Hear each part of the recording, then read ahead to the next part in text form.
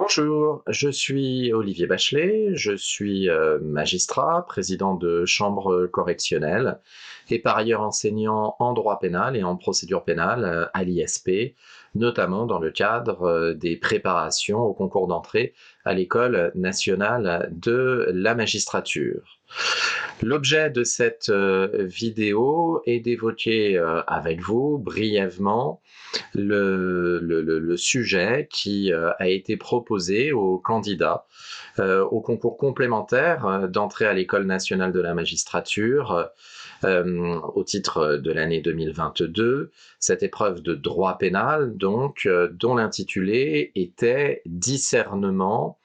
et responsabilité pénale. Ce sujet de dissertation, puisque vous le savez, pour le concours complémentaire, le sujet en droit pénal, l'épreuve écrite est forcément une dissertation. Ce sujet de dissertation, c'est un sujet, somme toute, assez classique en droit pénal, qui renvoie à des notions traditionnelles du droit pénal, au titre évidemment du trouble mental, au titre également de la minorité et aussi pour ce qui concerne l'étude de certains nombres d'infractions de droit pénal spécial. Je pense en particulier aux infractions sexuelles. C'est donc un sujet très classique et c'est un sujet d'actualité puisque nous avons effectivement eu d'abord un arrêt important de la chambre criminelle concernant le trouble mental et la question de l'origine du trouble mental. Est-ce que l'on doit prendre en compte l'origine du trouble mental pour déterminer la responsabilité ou à l'inverse l'irresponsabilité pénale de la personne mise en cause, en particulier lorsque le trouble mental a été suscité par une faute préalable, par une intoxication volontaire. C'est un arrêt qui a été beaucoup commenté et qui a même été évoqué dans la grande presse. C'est l'arrêt donc du 14 avril 2021 qui a suscité des réactions et qui a amené le législateur à intervenir avec la loi du 24 janvier 2022, la loi relative à la responsabilité pénale et à la sécurité intérieure. C'est un sujet donc qui est d'actualité, pour autant il faut prendre garde à ne pas traiter ce sujet qu'au prisme de cette actualité. C'est souvent le piège dans lequel tombent les candidats. Ils sont en quelque sorte obnubilés par cette actualité et donc n'envisagent le sujet qu'à l'aune de celle-ci, alors qu'en réalité, pour traiter une dissertation en droit pénal, il faut avoir une approche globale du sujet, il faut traiter le sujet dans toutes ses dimensions. C'est le premier point sur lequel j'insiste auprès de vous, donc sujet classique certes, sujet d'actualité certes, mais un sujet qu'il convient d'envisager dans l'ensemble de ses dimensions. Et puis au-delà de cela, comme je l'explique à mes élèves dans le cadre du concours complémentaire, mais aussi dans le cadre des premiers, deuxième et troisième concours d'entrée à l'École nationale de la magistrature, la dissertation, ce n'est pas un topo. La dissertation ne consiste pas à faire un topo sur une notion de droit pénal. Il s'agit d'avoir des développements qui montrent que le candidat a une hauteur de vue sur la matière, a une compréhension des grands équilibres de la matière et cette idée générale que le droit pénal est gouverné par cette question de l'équilibre entre la protection de l'ordre public, qui est une mission essentielle assignée à la matière pénale, protéger l'ordre public, réprimer les infractions, réprimer les auteurs des infractions d'un côté, et puis de l'autre, la nécessaire protection des droits et libertés fondamentaux des justiciables, en particulier des personnes mises en cause. Donc il faut avoir une problématique et cette problématique, elle est toujours celle de l'équilibre, s'agissant du sujet relatif au discernement et à la responsabilité pénale, eh bien, il n'y a pas lieu de changer la méthode. Pour ce qui concerne la problématique pour ce sujet, c'est une problématique en termes d'équilibre qui consiste à s'interroger sur le juste équilibre entre la protection de l'ordre public et la protection des droits et libertés. La problématique pourrait être rédigée de la sorte, telle qu'elle est conçue et prise en compte par le droit pénal. La notion de discernement permet-elle de garantir un juste équilibre dans la mise en œuvre de la responsabilité pénale entre la nécessaire protection de l'ordre public, qui implique notamment une répression efficace des infractions commises à l'encontre de personnes vulnérables, et l'impérative préservation des droits et libertés des justiciables, en particulier des principes de nécessité et de proportionnalité, qui imposent une adaptation de la réponse pénale appliquée notamment aux mises en cause atteints de troubles mentaux. Cette problématique interrogative d'Irène, vous le voyez, recèle bien les deux plateaux de l'équilibre recherché, l'équilibre entre la protection de l'ordre public, qui implique une répression efficace des infractions commises à l'encontre de personnes vulnérables, et le plateau protection des droits et libertés, en particulier des principes de nécessité et de proportionnalité, qui implique notamment une adaptation de la réponse pénale appliquée aux personnes mises en cause atteintes de troubles mentaux. Vous le voyez, avec cette problématique, on pose la question du juste équilibre et on a une vision globale du sujet. La tentation aura probablement été pour beaucoup de candidats de se focaliser uniquement sur le discernement de la personne mise en cause. Mais le sujet n'est pas que orienté sur le discernement de la personne mise en cause. Le sujet est général, discernement et responsabilité pénale. Cela impose d'évoquer évidemment le discernement de la personne mise en cause, mais aussi le discernement de la victime de l'infraction, qui va être une donnée essentielle dans la détermination, notamment de la culpabilité de la personne mise en cause. Il y a en effet des infractions qui viennent sanctionner celui qui profite de l'absence de discernement ou qui suscite l'absence de discernement ou l'altération du discernement de la victime pour commettre une infraction. Cette donnée-là devait évidemment apparaître dans votre devoir. Il n'y avait pas lieu de se focaliser uniquement sur le discernement de la personne mise en cause. Et dans la construction de nos développements, eh bien, on va retrouver une construction que j'enseigne assez habituellement à mes élèves, cette construction qui consiste à distinguer la notion d'une part de son régime juridique d'autre part, mais en droit pénal on habille les choses. En réalité on se pose la question de savoir est-ce que la notion que j'étudie, le discernement, est une notion qui est prise en compte dans la détermination de la culpabilité. Et évidemment, pour le discernement, cela va être le cas. Et une fois que j'ai étudié cette prise en compte de la notion en tant qu'élément de culpabilité, je m'interroge sur la réponse pénale à cette notion. Quelle réponse pénale, en particulier, quelle répression, quelles peines sont mises en œuvre. Et donc, logiquement, par application de cette structure assez traditionnelle, nous allons avoir un plan qui va consister à affirmer dans un premier temps que le discernement est une donnée essentielle de la culpabilité et dans un second temps que le discernement est une donnée ambivalente de la réponse pénale, une donnée ambivalente de la réponse pénale. Pourquoi? Parce que le discernement va être pris en compte comme exclusif de répression s'il y a une abolition du discernement, ou au contraire comme un élément d'atténuation de la répression dans l'hypothèse où il y a une altération du discernement.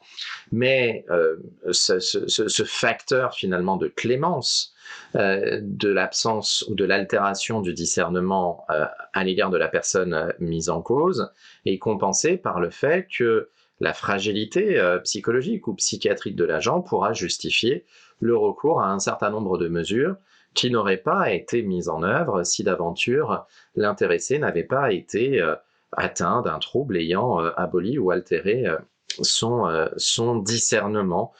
au titre en particulier des mesures de sûreté qui peuvent être décidées à l'égard de celui qui est déclaré pénalement irresponsable en raison d'un trouble mental ayant totalement aboli son discernement, mais qui, parce qu'il est dangereux, va pouvoir faire l'objet de mesures de sûreté. Donc, deux grandes parties, le discernement donné essentiel de la culpabilité et puis le discernement donné ambivalente de la réponse pénale. Pour ce qui concerne le discernement donné essentiel de la culpabilité, eh bien, nous retrouvons là ce que je vous ai dit à l'instant à propos de la nécessaire prise en compte du discernement de la victime. Il va s'agir ici d'évoquer d'abord la question du discernement de la victime comme donnée essentielle de culpabilité, et sur ce point, on va insister sur le fait que celui qui exploite finalement l'absence de discernement va pouvoir faire l'objet d'incrimination et va donc voir engager sa responsabilité pénale. C'est dans cette première sous-partie l'évocation donc du discernement, de l'absence de discernement de la victime, avec cet intitulé qui résume bien ce qu'il va s'agir de traiter, cet intitulé « L'exploitation du non-discernement ». L'exploitation du non-discernement, élément caractéristique de culpabilité. Dans le cadre de ce grand 1, grand A, il s'agira d'évoquer notamment la question du non-discernant en tant qu'instrument de l'infraction, le non-discernant qui est utilisé par la personne mise en cause pour commettre une infraction, ce qui renvoie à une question de droit pénal général en termes de complicité, parce que, évidemment, si l'intéressé est non discernant, l'on peut affirmer qu'il n'y a pas alors d'infraction principale punissable, de sorte que celui qui a instrumentalisé une personne qui n'est pas douée de discernement pour commettre une infraction ne pourrait pas être déclaré pénalement responsable du chef de complicité. Pour autant, l'on sait que la jurisprudence a pu être amenée à considérer que dans une telle hypothèse, celui qui instrumentalise une personne dénuée de discernement peut être rattrapé par la justice pénale, notamment au moyen de la notion d'auteur média. Dans le cadre de l'exploitation du non-discernement, élément caractéristique de culpabilité, on peut également évoquer la question du non-discernant, la question du non-discernant de la personne qui est dénuée de discernement et qui est objet de l'infraction elle-même, qui n'est pas cette fois l'instrument, mais l'objet de l'infraction elle-même, pour évoquer par exemple les infractions sexuelles, la question qui a longtemps animé la jurisprudence, la question du consentement de la personne à un acte sexuel, et la mise en corrélation de cette question du consentement avec celle du discernement, en particulier, par exemple, la notion de surprise dans les infractions d'agression sexuelle, la notion de surprise qui finalement consiste à profiter de l'absence de discernement, le fait que la personne n'évalue pas bien les choses, n'évalue pas sereinement, sainement les choses, de sorte qu'elle va pouvoir être amenée à avoir une relation sexuelle avec un individu sans discerner qu'il s'agit en réalité de quelqu'un d'autre. On est ici sur la question du non-discernant, objet de l'infraction. Et puis dans le grand 1, toujours le discernement donné essentiel de la culpabilité, l'on doit évidemment évoquer dans le grand B, cette fois, la question du discernement de la personne mise en cause, ce grand B intitulé « La suggestion au non-discernement, élément neutralisateur de culpabilité ». Vous le voyez, il y a une forme de réponse, il y a une forme de complémentarité entre nos deux sous-parties ici. Il y a d'abord l'exploitation du non-discernement comme élément caractéristique de culpabilité, c'est la question du discernement de la victime, et puis il y a ensuite la suggestion au non-discernement, c'est la personne qui est mise en cause et qui va être atteinte d'un trouble mental ou d'une circonstance qui va neutraliser son discernement, et bien cette neutralisation va également affecter sa culpabilité, en évoquant évidemment ici la question de l'origine du non-discernement, en particulier donc la question des intoxications volontaires qui occasionnent un trouble mental, en évoquant aussi la question de la causalité du non-discernement, puisqu'il faut que l'absence de discernement, que le trouble mental, en particulier en lien avec l'absence du discernement, soit concomitant avec l'infraction, faute de quoi il n'y a pas d'irresponsabilité pénale. C'est la question de la causalité, donc, de l'événement à l'origine du non-discernement. D'abord, donc, l'on démontre que le discernement est une donnée essentielle de la culpabilité, tantôt l'absence de discernement de la victime va être un facteur de responsabilité pénale, tantôt l'absence de discernement de la personne mise en cause va être un facteur de neutralisation de la responsabilité pénale. Et puis dans le grand 2, on va évoquer la seconde dimension du sujet, qui est celle de la réponse pénale à la situation d'une absence ou d'une altération du discernement. Grand 2, le discernement donné ambivalente de la réponse pénale. Le discernement donné ambivalente de la réponse pénale, l'on va évoquer ici, en termes de réponse pénale, la question des peines et la question des mesures de sûreté. D'abord, dans un grand A, l'inordination du discernement, c'est-à-dire la désorganisation du discernement, c'est un terme qui permet d'englober à la fois l'abolition et l'altération du discernement. D'abord, donc, dans un grand A, l'inordination du discernement donnée ambivalente quant aux peines. Il va s'agir ici aussi de distinguer la question du discernement de la victime de la question du discernement du mis en cause. Pour ce qui concerne le discernement de la victime, eh bien, l'on va souligner que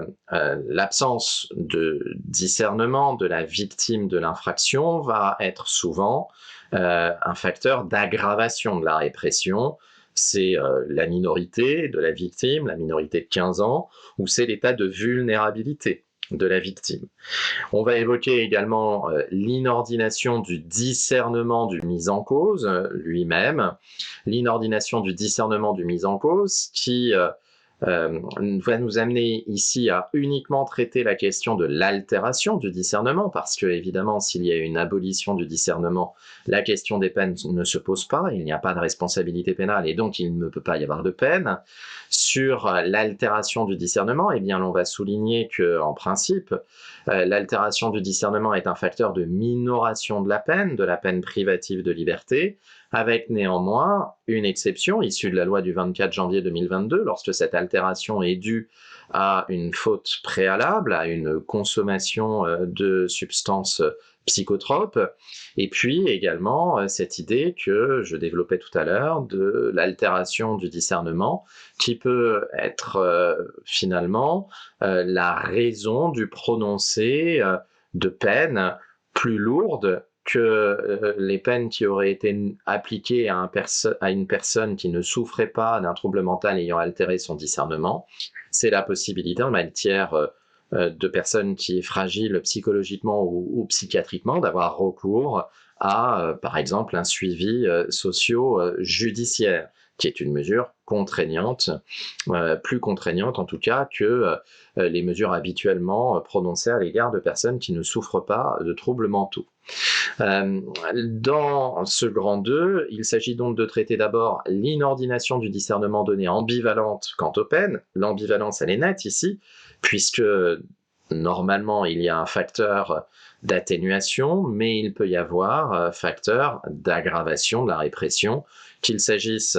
d'une inordination du discernement de l'auteur ou du discernement de la victime. Et puis, dans le grand B, l'on va évoquer les mesures de sûreté. Le grand B est intitulé « L'inordination du discernement donné ambivalente quant aux mesures de sûreté », ce qui répond donc et complète le grand A qui était relatif aux peines. Pour ce qui concerne les mesures de sûreté, là aussi on va distinguer le discernement du mis en cause, le discernement de la victime. D'abord, pour ce qui concerne l'inordination du discernement du mis en cause, eh bien, on va souligner que l'abolition du discernement n'est pas un obstacle au prononcé de mesures de sûreté à l'égard du mis en cause déclaré pénalement irresponsable en raison d'un trouble mental ayant totalement aboli son discernement. Il est possible de recourir à des mesures de sûreté, et en particulier à des mesures de sûreté très énergiques qui peuvent amener à une privation de liberté dans l'hypothèse d'une hospitalisation sous contrainte. Et puis, l'on évoque l'inordination du discernement de la victime. Dans ce cas-là, c'est la possibilité pour le juge pénal de décider de mesures de sûreté protectrices des victimes. L'on va évoquer alors non pas l'hypothèse du mis en cause, dont le discernement a été aboli ou altéré, mais l'hypothèse de l'infraction commise à l'égard d'une personne fragile psychologiquement ou psychiatriquement, de sorte que le juge va pouvoir décider de mesures de sûreté à l'égard de la personne mise en cause, de mesures de sûreté spécifiques, mesures d'éloignement par exemple, dans une situation d'emprise, notamment en matière de violence conjugale, le fait que l'on pourra avoir recours à un bracelet anti-rapprochement, et l'on va néanmoins souligner la recherche de l'équilibre, en soulignant que ces mesures de sûreté sont évidemment évolutives dans le temps et qu'il est possible, en particulier au juge de l'application des peines, de modifier dans le temps ces mesures de sûreté qui peuvent se révéler particulièrement contraignantes. Voilà pour ces brefs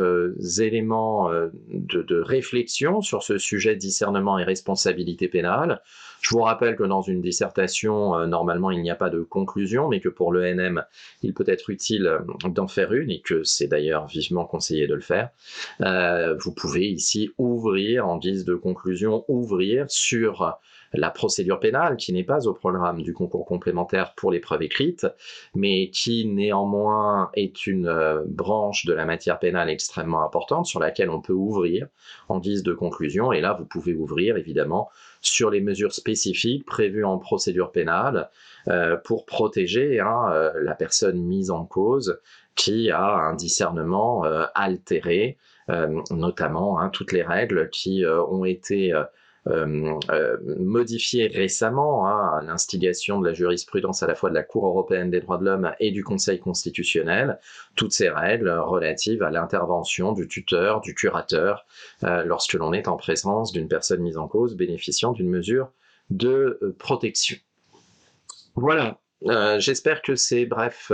éléments vous seront utiles et je vous souhaite bon courage pour la suite. Je vous dis à bientôt.